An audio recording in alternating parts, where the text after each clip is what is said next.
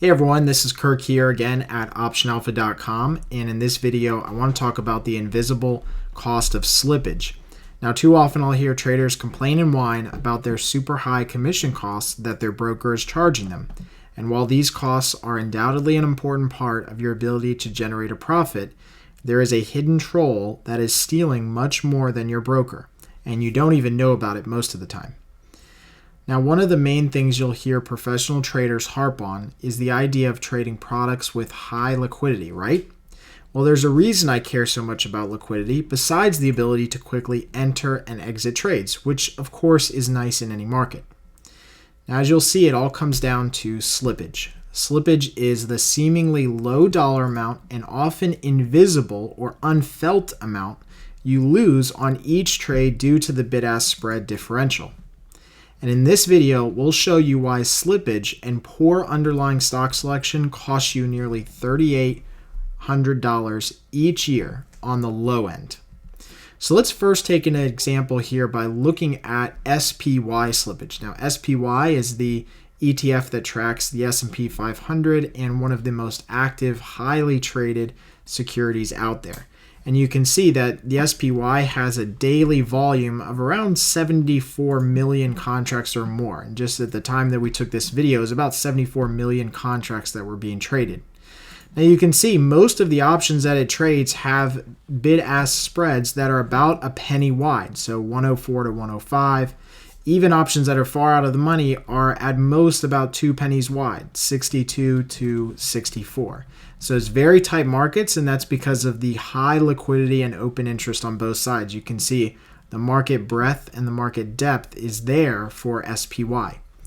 Now, the same thing is true of other non-ETF securities like Apple. Apple is a highly traded securities. At the time of this video, it was just about the afternoon, and it had about 32 million contracts or shares traded in the underlying stock. Again, the options on both sides are highly liquid with a lot of volume and open interest, and you can see that options that are at the money are trading with a penny wide or 2 penny wide bid-ask spread, so very, very minimal slippage. Now, even with these incredibly tight bid-ask spreads, we'll still lose money on a slippage trade with these super liquid options. So here's how the math works out exactly. If you have a penny wide bid-ask spread and you times that by the contract multiplier, which is 100, because we always times the option price by 100 to get the true value, and we times that by just one contract that we're trading and 2 sides of the trade. So we have to open a trade and we have to close a trade. So just one contract that we're trading in Apple or SPY, an open and a closing trade, we're going to lose about $2 per trade just in the slippage. Now, this means that every single time we trade just one option contract in either Apple or SPY, we're likely to lose just $2 per contract in slippage. That means if we traded each stock just one time each month for an entire year, we lose a total of $48 in slippage. Now, don't let this deter you, though. The profits we generate trading just one spread are likely more than going to cover the slippage and commission costs each year. But what about other stocks that are out there? What about other stocks that maybe don't have the high liquidity that Apple and SPY have? So if stocks like Apple and SPY still cost us $48 per year in slippage, I wonder what slippage costs of a non-liquid stock options are going to be. So let's take a look at an example. And in this example, we're going to use Nike, which is ticker symbol NKE. Now, Nike is a big name security, and you can see at the time of this video, it had about 1 million shares of its underlying stock traded that day. And the bid-ask spread is much wider in Nike than it is in Apple or SPY, almost 10 times wider. You can see that the at-the-money puts were trading about a 10-cent bid-ask spread, and then on the at-the-money calls, we were looking at about a 12-cent bid-ask spread. So here's how the math works out on Nike with this higher bid-ask spread. We have the 10-cent bid-ask spread differential times the 100 contract multiplier times just one contract on 2 sides because you have to open and close the trade. That means that with Nike, you're losing $20 per trade in this bid-ask spread differential. Again, every single time that we trade just one single option contract in Nike, we're losing $20 to slippage. Talk about starting out in a hole, right? And you wonder why most traders don't ever make money in this business. I mean, this is one of the key points here that most people get wrong, is this ability to trade liquid products. So here's the thing. If we traded Nike just one time each month for a year, we would lose $240 in total. That's one stock and 12 trades. But wait, it gets better, because there's stocks out there like AVB, which people will undoubtedly trade. And you can see that the open interest is not nearly as much as Apple and SPY, but there's definitely a market for AVB options. And you can see that the stock has much less volume on the underlying shares, and the bid-ask spread can be anywhere between 40 and 50 cents wide. So here's how the math works out on AVB. The 40-cent bid-ask spread, just taking the most conservative approach here, times the 100 contract multiplier, times one contract, times two sides to get in and out, you're losing $80 per trade.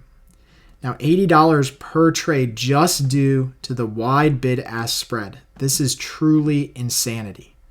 If we traded AVB just one time each month for a year, we would lose $960 in total. This is just trading one particular stock that has really bad liquidity. So I'm sure by now you're starting to see how important liquidity is to professional traders, and it should be to you if you want to be successful trading options. But let's take this one step further. Let's assume that you are slightly more active than just making 12 trades a year. If you're like most options traders, you're likely making 4 to 5 trades a week. And spreads, of course. You're trading credit spreads and debit spreads and iron condors. And you're trading strangles and straddles. So you're not just trading one option. So let's just use some average bid-ask spread that's out there around 20 cents, which I think is more than reasonable. We could probably even argue that the average bid-ask spread is much higher than that.